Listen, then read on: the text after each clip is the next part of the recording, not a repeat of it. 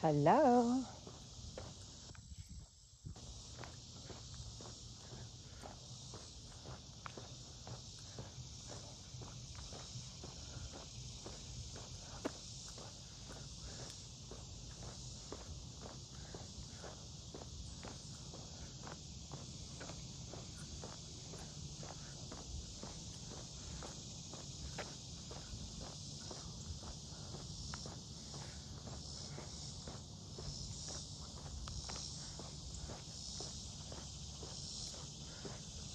Hi. Hi, sweet Frank. Goodness. It is warm out here. Let me get in the shade, y'all. Let me get in the shade. Hi. How's everybody doing? Let me catch my breath. Um, so Good morning, everybody, and welcome to Coffee Talk. It is Friday, the 13th, and I have so much on my mind this morning, and I feel like I'm going to share it with you, even though I know that the feelings that I have, many people are going to disagree with. But I think that's okay if we can disagree in a way that is productive and gain some insight or understanding, because some things I'm very perplexed about, and I'm not being facetious, like I'm very perplexed. um And I don't think making blanket statements about people like they're stupid is effective, because you can't gain any understanding by dismissing somebody's involvement or belief system or relationship. You learn nothing by dismissing it as stupid. You just simply say, like, I'm not interested in anything deeper than what I know. And that's also, by the way, okay. Like, if you're not interested in anything more than what you know, that is okay. I'm not here to judge those people either, because let me tell you something. We have had a fucking rock'em sock'em robot 18 months. And if you are over trying to understand things that you just don't understand, I am, you don't need my permission, but I am offering you a pass to just say, I don't need to have any other understanding. I do not need to uh, have any further conversation. If your belief system is X, I don't get it. You know, I had a conversation with somebody a couple of days ago who's an atheist. They actually made a very good case for why God could not possibly exist. And I listened and I learned where they were coming from and where their belief system came from. And I said, for me, here is where my faith kicks in. I do not have any proof that God exists outside of what I choose to believe is God's work, right? But I didn't say you're stupid. I don't want to talk to you. I actually found it fascinating. Like, what is it like to go through life without any of God's grace, but also guilt? Because there's something to be said for when you are a believer in God, there is a guilt associated with it. But then on the flip side, there's a grace. So we had a whole really insightful conversation, and he wasn't trying to dissuade me from believing in God. Believe me, he was just explaining why he was an atheist, and I was fascinated. Had I just dismissed him, I wouldn't have learned anything about him. Now, again, let me go back to, we have had a rock'em sock'em robot year. And if you are over it, you are allowed to say, girl, I am over it. Okay? But like, I am genuinely fascinated. Um, that person did not have a faith. No. That person believes you are essentially born, you are a cluster of cells. You go through life and then you die, and that is it. And that's okay. They have a full life, they have a wife, they have children, they have a job they love, they exercise, you know what I'm saying? Like, they just don't have God. They go through trials, they go through tribulations, they get up, they fall down, they get up again. Like, he was like, my life is not empty without God. You think it is because yours is so full of God that you feel the absence of God must be an empty feeling. But when you are full of other things, you're not empty. I'm like, holy shit, that's amazing. I was empty without God before I got saved, but in fairness, I was a very angry, destructive, dangerous person without God. So I was filling myself with drugs and sex and all kinds of other shit, and then I got God and, you know, still had sex, but you know what I mean. But anyway, I've been really trying to listen, and I've been watching documentaries, and I was like listening to the people. I swear, you guys are going to think I'm crazy, and I'm not like actually, you know, like losing it, but I was watching this thing about the Manson, Charles Manson, and the people that followed him, and like David Koresh, and like people who really put their, see, I believe in God, so I can't put that much faith in a man or a woman or a human, because I understand we're on the same playing field.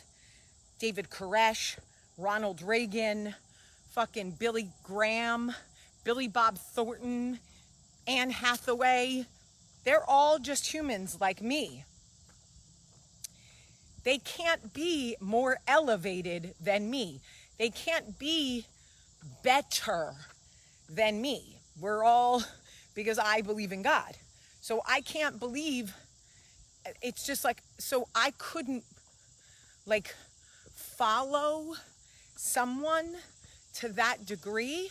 I could certainly agree with someone, and I could certainly be like, this person's values line up more with mine, or I like this person's take on life, but I could never be like, I'm gonna live on a combine and serve you, David Koresh.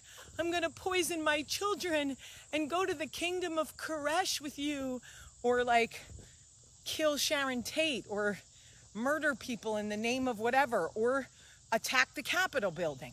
I could never do that, no matter who, if it was the best president in the whole world, if it was fucking George Washington came back and was like, go, make them answer for their behavior, go to the Capitol, I'd be like, I'm gonna go to Starbucks and get a coffee. But you guys do whatever you need to do.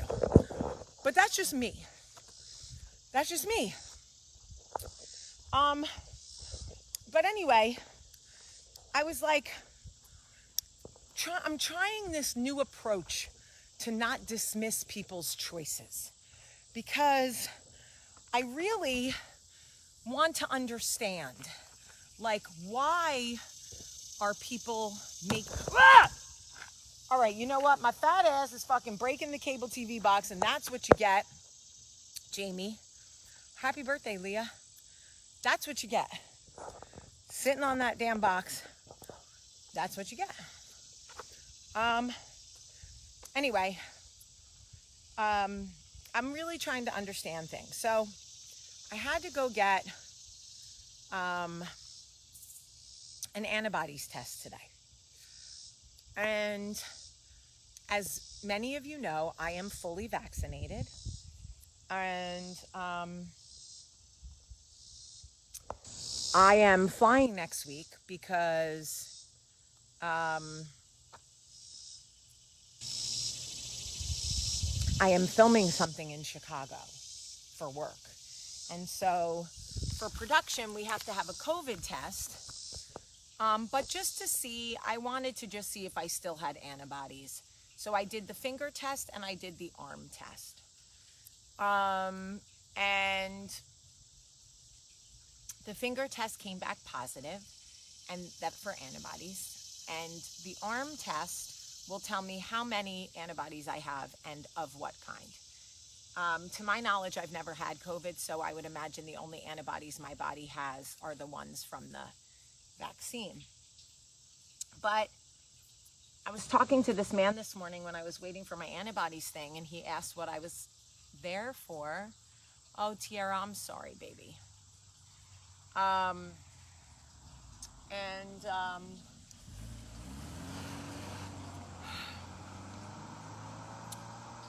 don't need anybody to tell me what to research or learn about or whatever. I have Dr. David, who is an immunologist and has dedicated his life to infectious disease. There ain't shit YouTube or fucking Google is going to be able to tell me that an expert, an actual lifetime expert in this field is not going to be able to tell me. I'm not researching shit. Thank you. So one thing in my life I can take off my plate. I don't have to research shit. But anyway, I was talking to this man and he said, you know, I'm not vaccinated. And I said, okay. And he like looked at me and I'm like, what? And he's like, I don't know, I guess I expected you to say something, you know,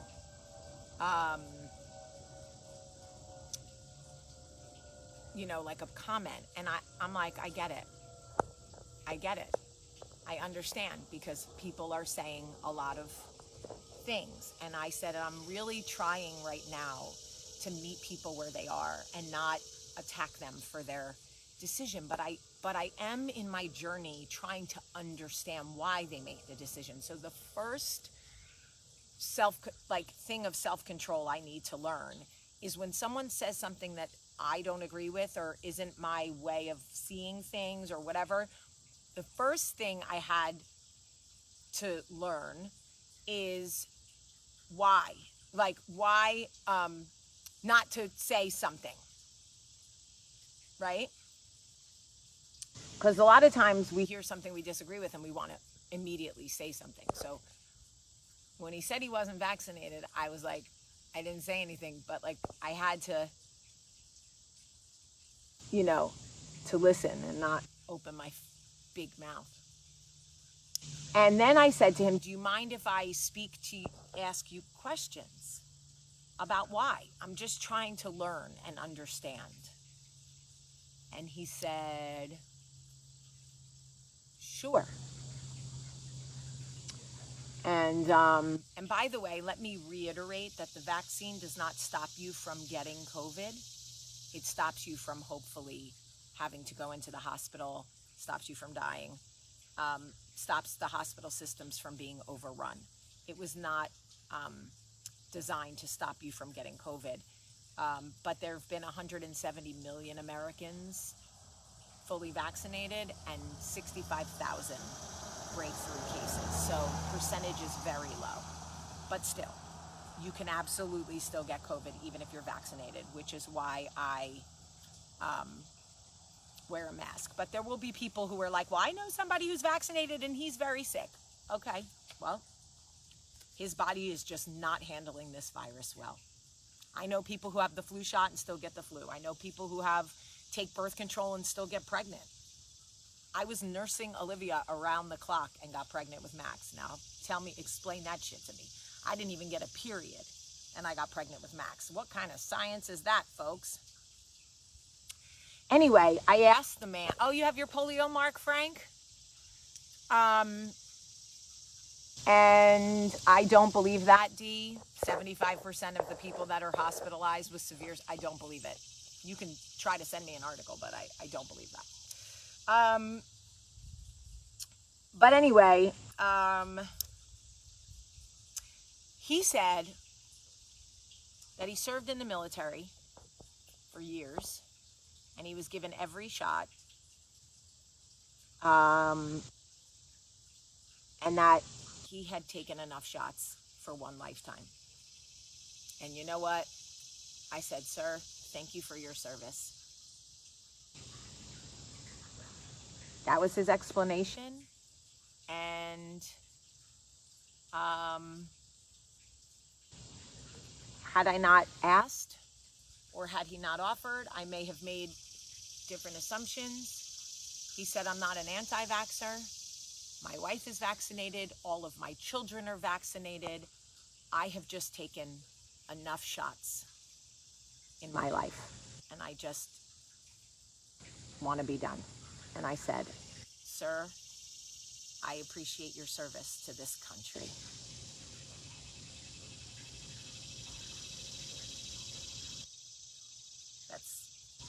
That's it. It's not my, it's not my place to rip somebody a new asshole. You spent your life serving the country and you're done with shots? Okay, that's as good of a reason as any. Now, I don't got to be honest with you. If he had told me that like QAnon and like a lizard told him that like the keys were going to stick to his forehead if he took it and start glowing and like the government, I might have been like, oh, fucking bro, I'm done.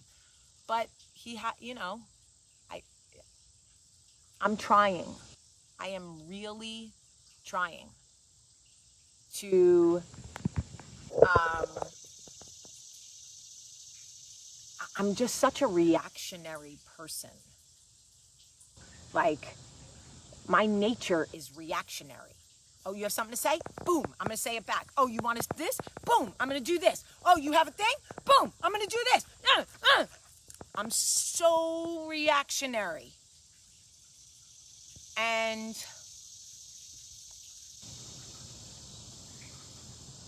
I just am trying to understand people a little better. Because when I get to the end of my life, am I gonna look back and go, thank God I shot everybody down and I was so reactionary and I was fucking jumping in people's faces and I was ready to fight and ready to jump and ready to go?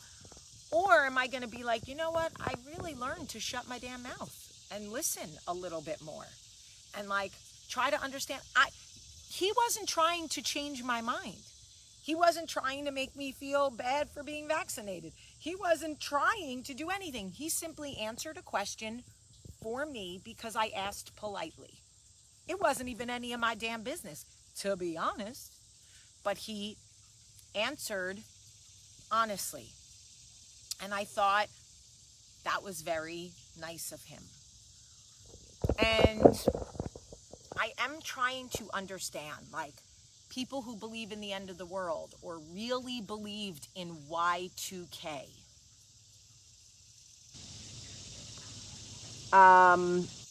Like, where do they go after that? Like, I really want to understand. When you believe Y2K, like when you really believe it, like when 1999 turns over to 2000 and all the computers are going to stop working and the world, I don't even know what they said was going to happen. We're going to stop spinning, we might die. I don't know. I don't remember 100%. But when you have such a convicted belief in something, where does it go when it doesn't come true or when it doesn't happen? I'm just curious, like, how can I learn if I dismiss like, there are people who legit believed in Y2K, like 150%, like believed it, like believed that the world was ending, like that was it. When they woke up the next day and the world didn't end, like where did the belief go?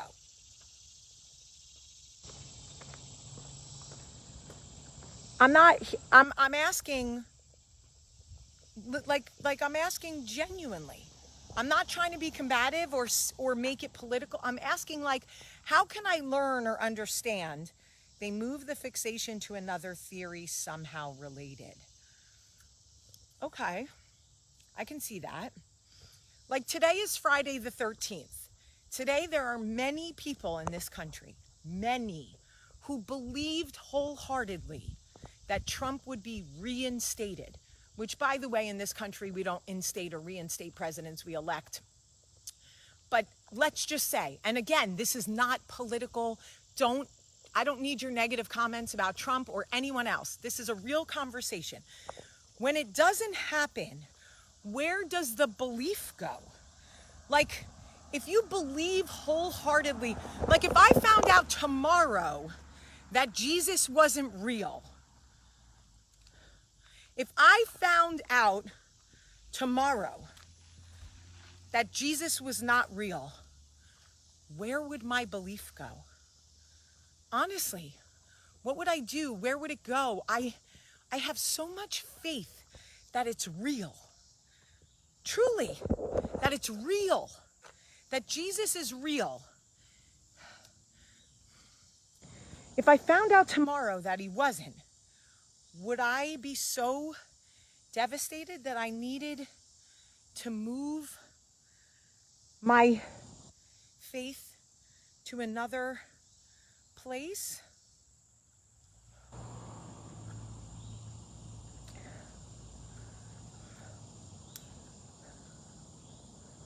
I'm so curious, like what would happen to me if I found out that Jesus wasn't real? I'm asking all of you believers, if we found out tomorrow, if somehow there would still be people who didn't believe it, even if it was proven that Jesus wasn't real, there will still be people who choose to believe anyway, right?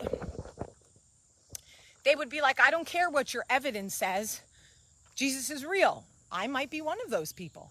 Maybe because I'm so afraid to let go of my faith that I have to believe because it's all I have. So even if your evidence tells me Jesus isn't real, I'm going to believe it anyway. Even if I can see right in front of my face that your evidence says it's not real, I may choose to go on believing in Jesus because I need him. I need him. So that might be me. I don't know. But I do know that dismissing everybody's thoughts and feelings and beliefs was not working for me because I was left with only my perspective or people who agreed with me. Well, I don't need to be surrounded by people who believe Jesus isn't real or believe Trump's being reinstated or believe Y2K is happening or whatever. But I sure as hell could listen a lot more. Hey, what the heck? Why is my music on? How do I... God, that was crazy. My music just came on and was screaming in my...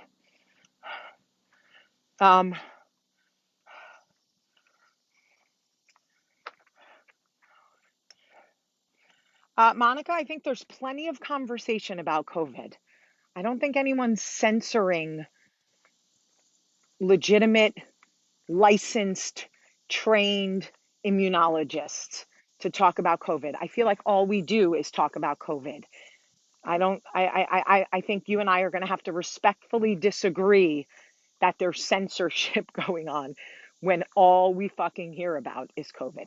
Let's move on to date night, shall we? That is true, Damiana. That was the devil that was Louis Capaldi. Okay, so Michael and I had a massive fight. And I have to be honest with you, we did not communicate really for days. It was probably the longest like we've gone, except for 2013, which was the year that I wanted a divorce. But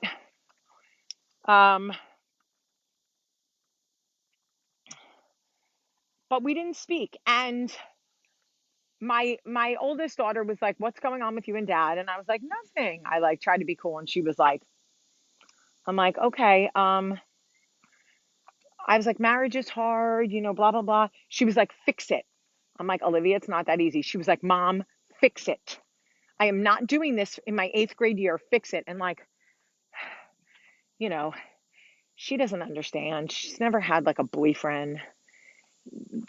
She doesn't understand that like sometimes you get really, really angry and you maybe even have thoughts in your mind that you can't go on another day and you just don't want to be part of this anymore.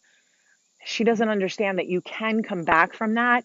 It just takes time, you know? Um, so no, I don't need you to send me any videos, okay? I don't need you to send me a fucking video of any doctor.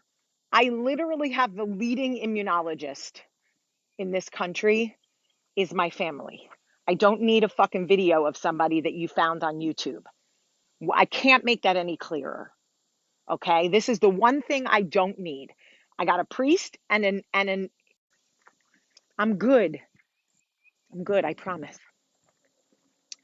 Anyway, so um so when I came in from work last night, Olivia was like, I love your outfit, Mom. I was like, you do? Ow, fucking fly. And she was like, yeah, are you wearing it on date night? Oh, I don't know. Um, I was like, I don't know if we're going on date night. You know what I mean? I didn't know what to say. Oh, my phone is doing this thing. Um, Coffee, Levy. So,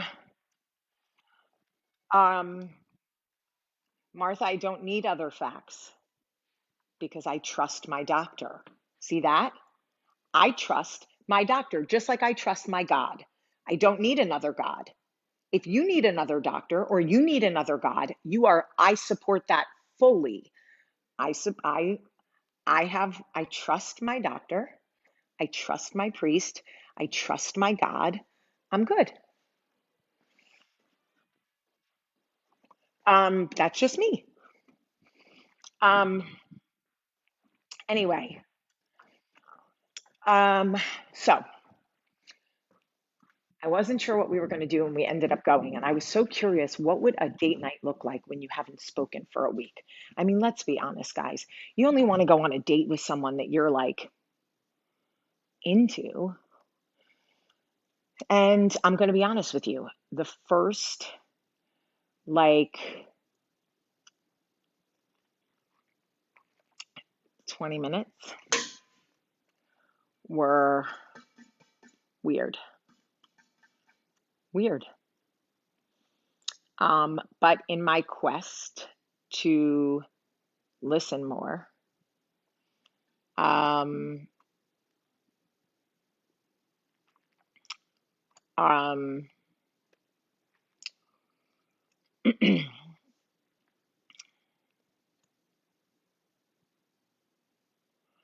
I got to block a fuck ton of people. Unbelievable. Because you can't have a conversation about listening more without people deciding that they have to shove their belief down your throat. This is why we will never, ever, ever. This is why we are literally like going to end up at the bottom of the food chain and like praying mantises are going to be like the top of the food chain. Um, and I want you to know that the first 20 minutes of date night was really weird. Um, and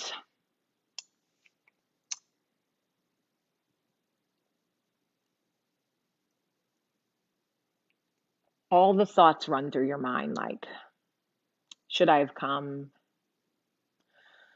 Was it worth it? Can it be fixed? And it's easier to step away um,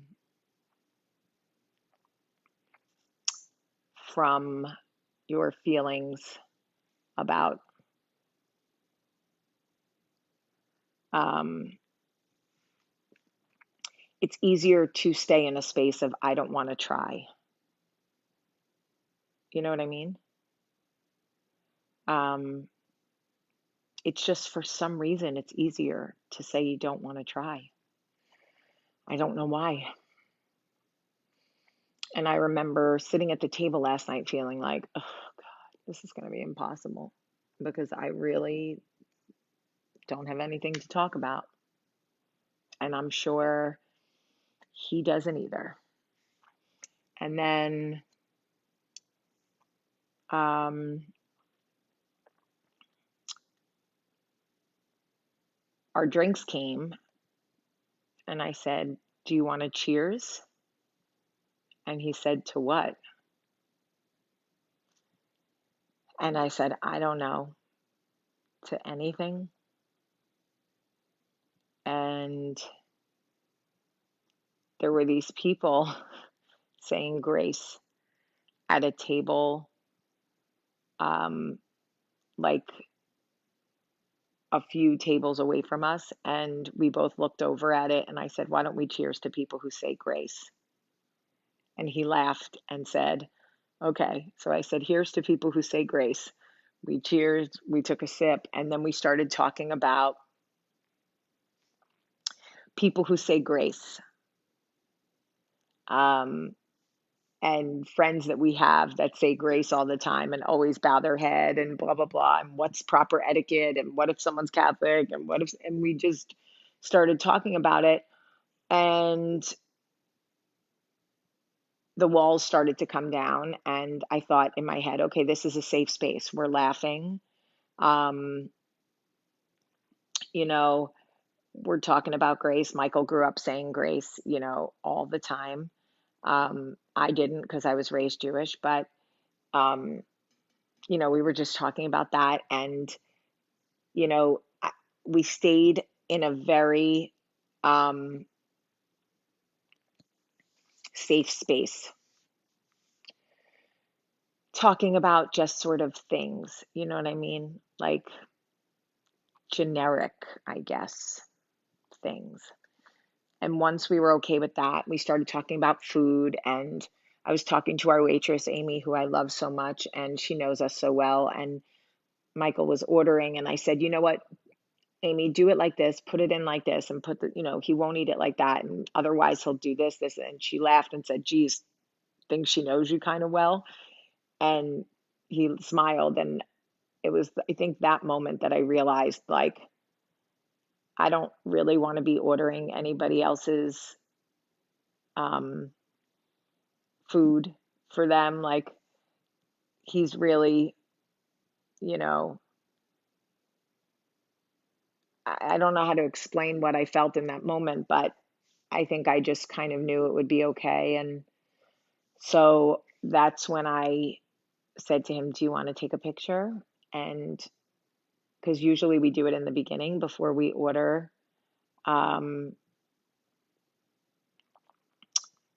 order food. And so he was like, "Yeah, I'll take a picture." So we took a picture, and I said, "I'm going to be honest with people about what a rough week it was."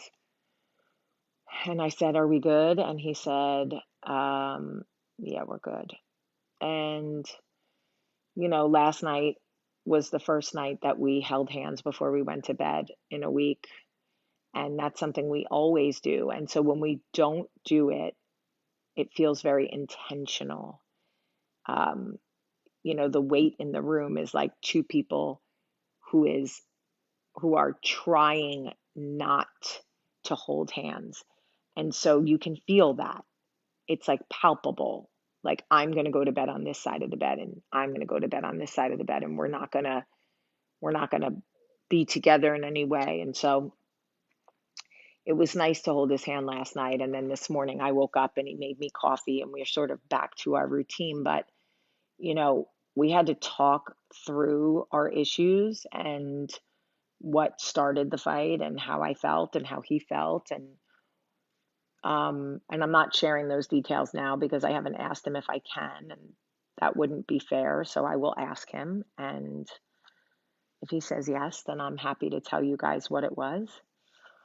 Um, but you know, it is not easy to try to come back from a fight or things that hurt you so bad. And we put all this expectation on our partner, like, you made vows and you promised me this and you said you would love me, and I'm supposed to be the best thing that ever happened to you, and I'm supposed to be, and we talked about it the other day, like this level of expectation that isn't even necessarily unhealthy, but it's like, that's why when they hurt us we feel it like ugh. But the truth is they're still just human. Um, and just because they made vows to you, just because they chose to partner in life with you, just because they are the mother or father of your children, doesn't mean they won't fuck up. Like, or doesn't mean they won't hurt you, or doesn't mean, um, that you won't have rough weeks or bad fights or whatever. It's like we believe that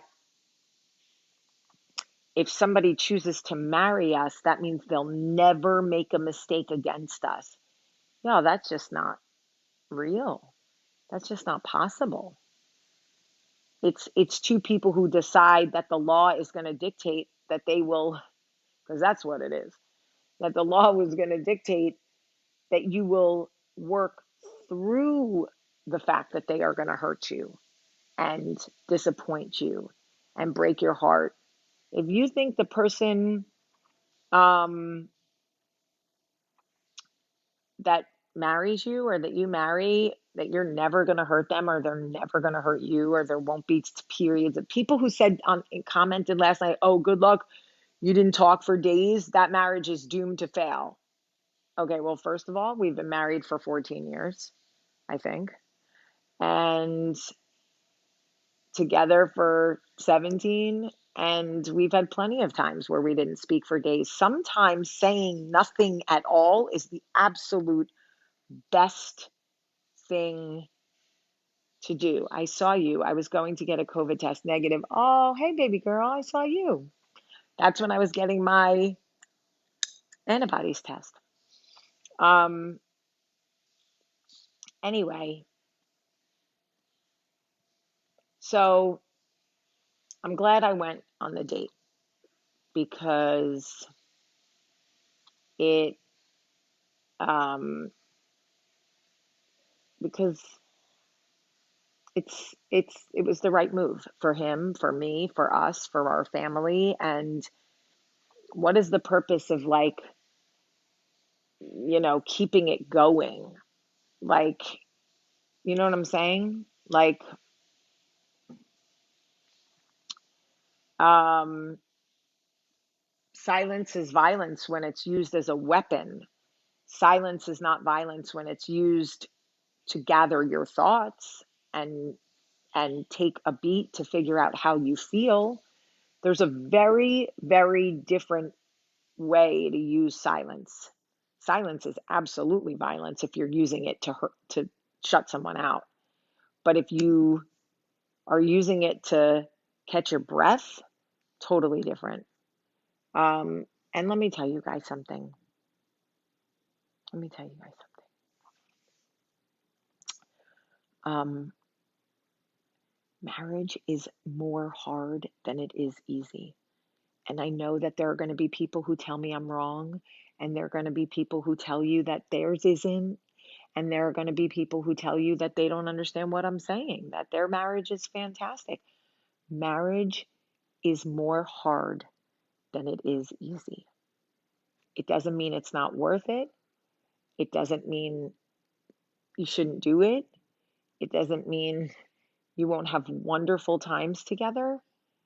But sharing a space and a life and uh, of raising children and a belief system and financial structure and in-laws and outlaws and siblings and pandemics and all of these things, it is more hard than it is easy. And I need you to know that. I don't care. It doesn't mean you give up, but it means you have a very realistic view that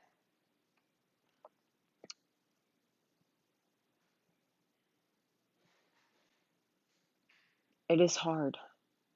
It is fucking hard. Also, I have a question for you guys, and I'm asking you seriously. Yeah, I'm not telling you what caused the fight because I haven't discussed that with Michael yet, and I'm not telling his business unless he tells me that I can. I have a question for you. If I got my life coach certificate and took on 10 clients, which would be the most I could do, would anyone be interested? It would be a paid service though, not free, but you would be part of a group and you would get to Zoom with me once a week and we would be in email contact and like part of a coaching system. I'm just curious if anyone would be interested in that. Um, oh, Monica, you're really just not gonna stop, are you? Please stop. I'm begging you. Anyway, just curious. Because I'm working on it, and I know there's like a lot of local people. Hi, Latoya. There's a lot of local people I know that would do it, but I was thinking, why not offer it to people that have been with me for a long time and like part of the Coffee Talk community, and like I think that's a really interesting way to meet other people and whatever. So, but I love you guys, and I think we've been on this Coffee Talk for a long time. Um, and but I love you, and today I'm going to listen more. I'm going to listen more today. And I hope you have a great, great day.